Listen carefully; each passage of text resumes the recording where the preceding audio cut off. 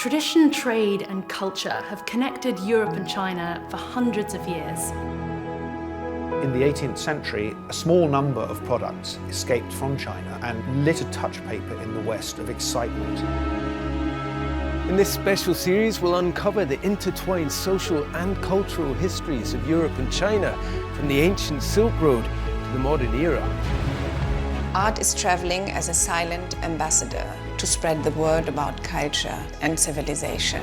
It's amazingly impressive because they were such incredibly talented artists. When you talk about silk, with a value of 3 or 4 garments, you could buy a palace. We'll be seeking out the European spaces where traces of China lie hidden in plain sight. Wow! This is the Chinese room, and it's definitely one of my favorites within the house.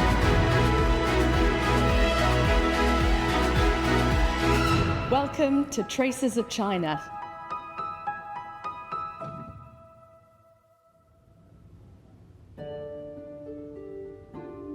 There is a historical side in my job that is actually fantastic. There is something, when you work on an object that was used on a daily basis by Louis XIV or Marie Antoinette, you have that direct connection to history and to people. But I think what's fascinating is the marquetry work.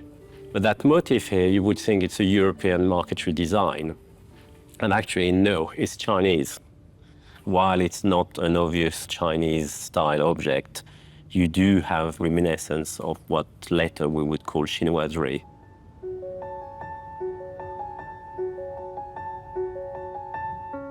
Decorative furniture, blue and white plates, colourful patterns with birds and butterflies. We see this everywhere in our everyday lives, and it has a name.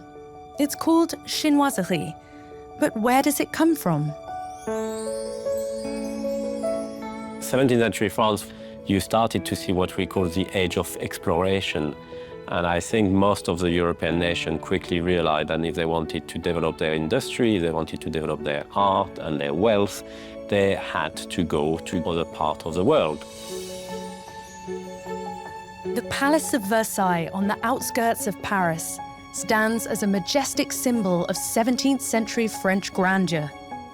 It was built by King Louis XIV, not just as a royal residence, but also home to his vast collection of art from across the world.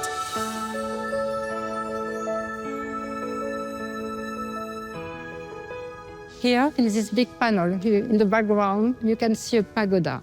In European paintings which describe China, there was always a pagoda. Known as the Great Sun King, Louis XIV was on the throne from the age of 4 and reigned for 72 years, the longest of any European monarch.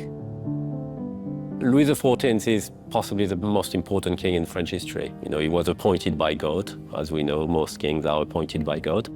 Unfortunately for Louis XIV, when he's a young teenager, there is an early revolution against him. So he moves to Versailles. Versailles, to start with, is only a small hunting lodge. And then it becomes a center of government. And of course, when you invite an ambassador from abroad, you want to impress them, so you then develop Versailles into this massive palace that we know today.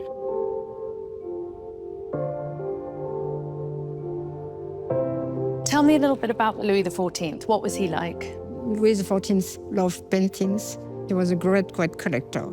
He ordered many paintings for the decoration of the castle, but he liked also decorative arts, he liked sculpture, he liked all the arts. Where did his interest in Chinese culture come from? His interest for China came very early. Many books were published at this time, written by merchants or missionaries who went to China, and it gave an idea of the main monuments of Beijing and other places. So the knowledge about China was changing really at this time. As knowledge continues to spread, the king hears word of a great porcelain temple in the Chinese city of Nanjing. It's one of the tallest buildings of Asia. It became one of the 8 wonders of the world at the time. The great Sun King's appetite to impress, combined with his infatuation with the East, leads him to an elaborate plan. I think when you're appointed by God, you're immediately going to be a bit flamboyant and believe in yourself. I think in English you call it an egocentric. So if the Chinese can make a Chinese pagoda, let's make a porcelain building in Versailles. But the biggest problem is we couldn't make porcelain. Everybody was working on the trade secret. Everybody was trying to make porcelain. So they decided, instead of making it in porcelain, to make it in ordinary terracotta and glazed in white. And that's when the Trianon de Porcelaine was born. The Trianon de Porcelaine is hailed as the very first example of chinoiserie, inspired by China, made in France. And it was decorated with hundreds of enormous blue and white terracotta pots standing on the top of the roof. The extravagant structure was built on these very grounds of Versailles in 1670, a celebrated masterpiece of artistic innovation and cultural aspirations. Unfortunately, because it was made of European ceramic and not porcelain, it didn't last very long. The first frost came in and suddenly started cracking. So that building was eventually destroyed in less than 15 years. The ongoing costs and maintenance of the faux porcelain palace led to its replacement with the Grand Trianon, the durable marble structure still standing on the same grounds of Versailles today.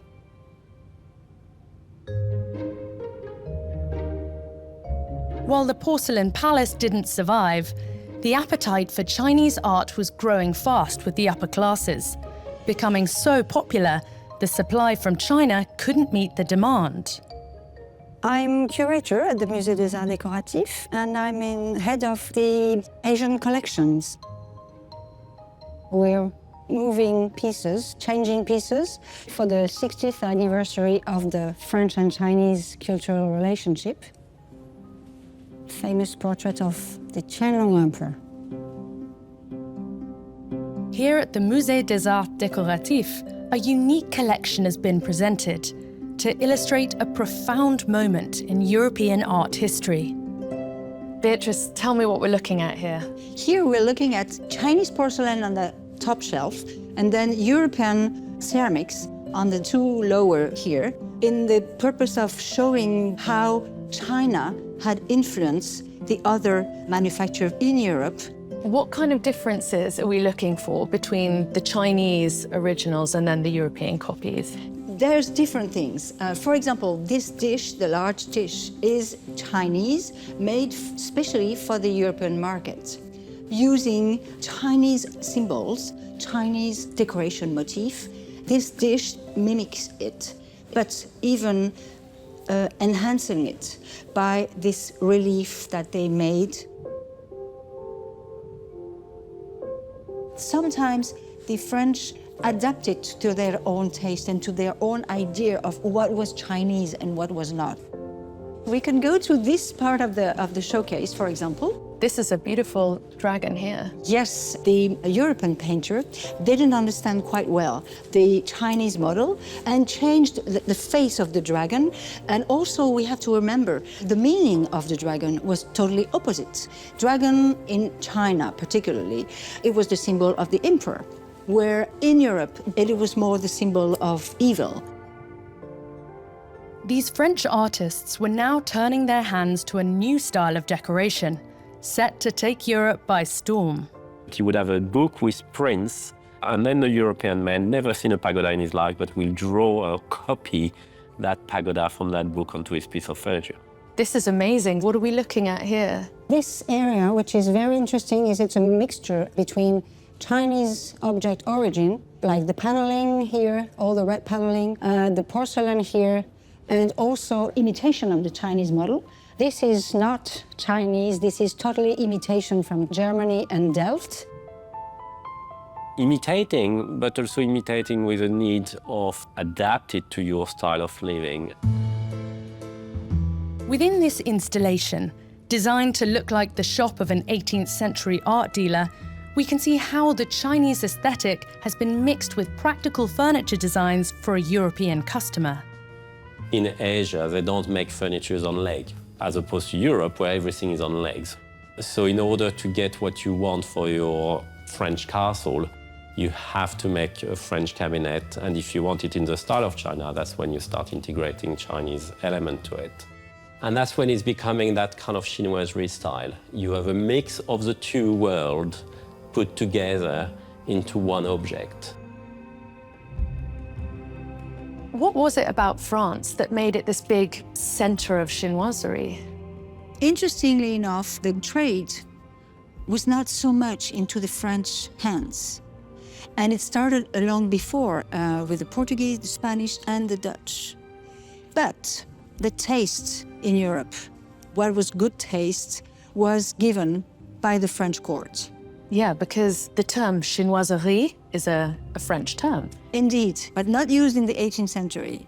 Probably first half of the 19th century, the fashion of revivaling some old style from the 18th century participate to this invention of word, chinoiserie. So while the 18th century is considered the golden age of chinoiserie, it wasn't until the 19th century resurgence that the term was coined, receiving a mixture of reviews. The origin of chinoiserie, when Louis XIV did the Trianon de porcelain, I think it was done with great taste. And you know, sometimes we say less is more. Well, by the 19th century, they lost that concept of less and more. Echoes of the playful chinoiserie style were increasingly scattered across Europe, subtly hidden in plain sight. This trend, however, left some Paris residents feeling a need for something more authentic. Hello! Emilia, welcome to the Pagoda. So happy to see you. Come in. Thank you, Jacqueline.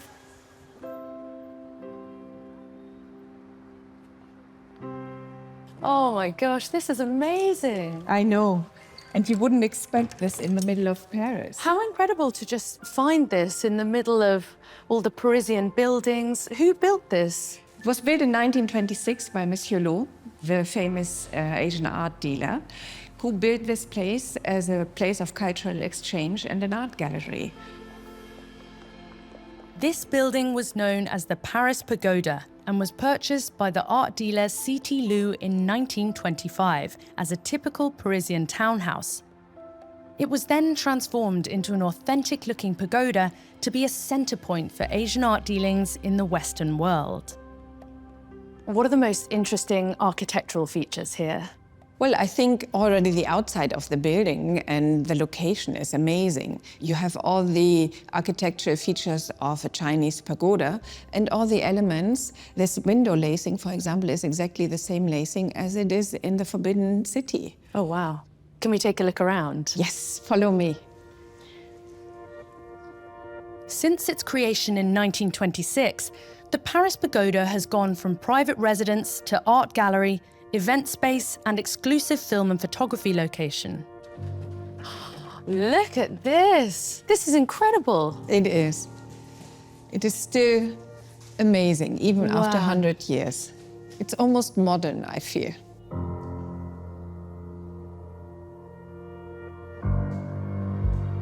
So the whole building was used to showcase Chinese and Asian art. And lacquer walls or paravents were a big feature, a big part of Asian art, and it was unique. It had never been seen in France before. C.T. Lu is a controversial figure. He's been accused of illegally taking ancient artifacts from China at a time of political instability. But he's also been credited with making Chinese art even more popular by introducing the Western world to aesthetics they'd never seen before. I think the sheer logistic of this business is what fascinates me. And just to emphasize this, I want to show you something. Look what I found during the renovation. Oh, wow, so this is a cupboard. It's a cupboard with a little trap here. And this is his telephone. Sweet! You take your So, calls. Asian art dealings in the beginning of the last century from a little telephone hidden in a wall cabinet. Wow! Does it still work? Yes, it's a direct line to the Forbidden City, of course. What was the legacy of Mr. Lo?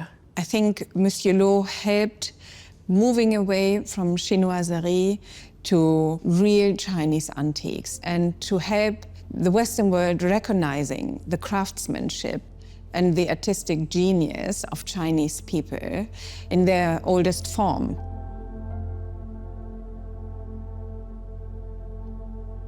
Established in 1898, the Chinoiserie Asian Art Museum in Paris is home to one of Europe's largest collections of real Chinese art, spanning from antiquity to the modern era. If there was one thing to remember about Chinese art is that depending on the places where you go and the centuries when the pieces were produced, it's not exactly the same kind of culture. China has evolved, has changed. So it's very hard to define Chinese art. Yes, it is. In fact, you should always use the plural, Chinese arts. And when you're talking about Chinese arts, you should define what kind of art you are talking about. So how were all of these artworks received by the French people at the time? The decorative arts were fascinating in some way by the way they were made, which required a lot of work. And it's very obvious on this kind of cloisonné is there, because what you have there is a vase which is made out of a metal core. These are all the golden designs that you have there. Who would something like this have been made for? Obviously for the aristocracy of the court, because this kind of technique is very expensive, even on smaller objects. So when it's something of this size, it's made for people who have a lot of money. Cloisonné is an ancient art form that in this case began its life in Europe and then traveled to China along the Silk Road in the 1400s. There, the intricate craft saw significant development to become the iconic Chinese style we would recognize today.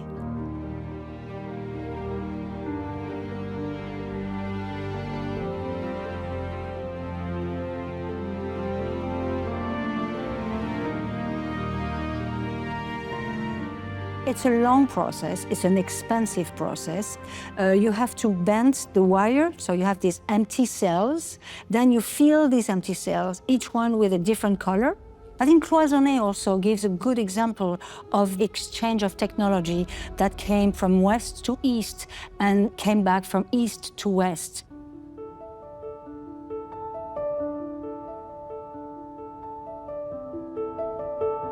On the northeastern border of France is the small town of Longwy, famous for a particular type of ceramics that has become renowned here over the past century, a style that Jacques Piffer was introduced to from a young age. Je fais de la céramique depuis les années 1957. J'ai eu la chance d'avoir un père qui s'intéressait également à la céramique et qui m'a construit un premier four lorsque j'avais 9 ans. Depuis, je n'arrête pas de cuire. C'est Jacques. Très heureux. Oh, vous allez bien? Beaucoup. C'est gentil de venir nous rendre visite.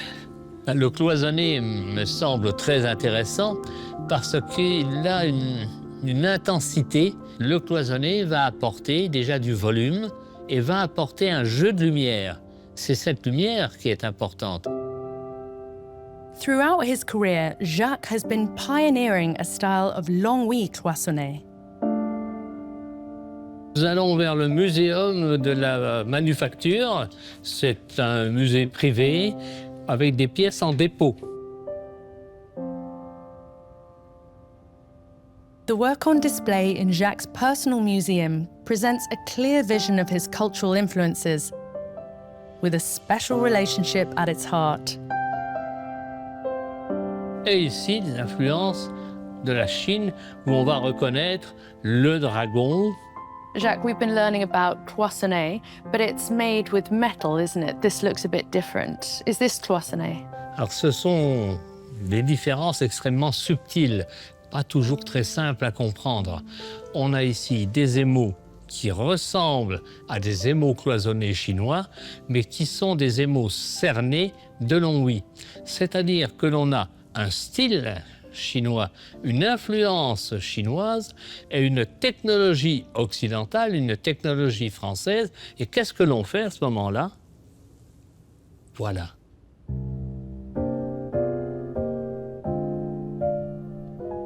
For the past 47 years, Jacques has been producing and selling l'enduit cloisonné here on site, with the help of his small expert team. Entrez dans l'atelier. Wow! Voici donc Michel qui est au travail. Bonjour Michel. Bonjour. Est-ce que c'est un travail que vous aimeriez faire, vous aussi? Great, sounds great. Essayez.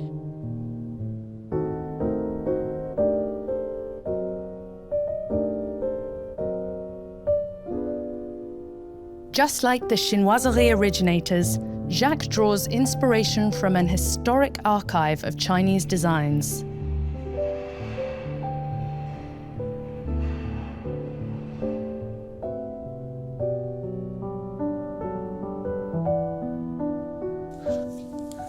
Alors, voilà le poncif.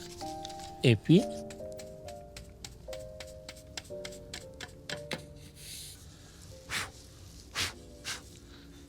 on reprend de la couleur et on y va.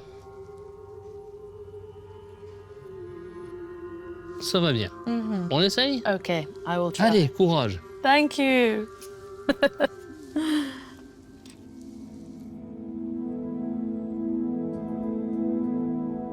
So what are the differences between this and cloisonné? Que les émaux cloisonnés sont en creux. La cloison est en relief et les émaux sont en creux. À l'enduit, c'est l'inverse. Le trait noir, le cerné, est en creux et les émaux sont en relief.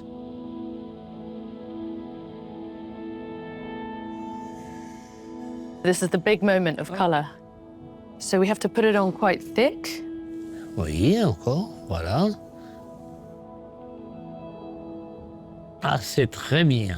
Eh bien, écoutez, là, je vais préparer votre contrat. Oh, I can make this. Oui. Here's one I made earlier. It's gonna look like that, I promise.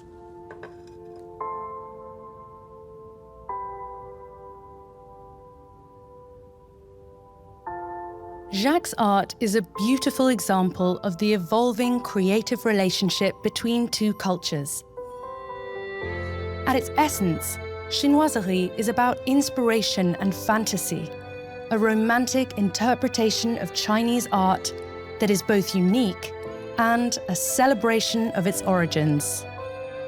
What sort of role do you think art plays in the evolving relationship between the East and the West? That's a wonderful question. Citilo once said, art has no frontiers. Art is traveling as a silent ambassador to spread the word about culture and civilization.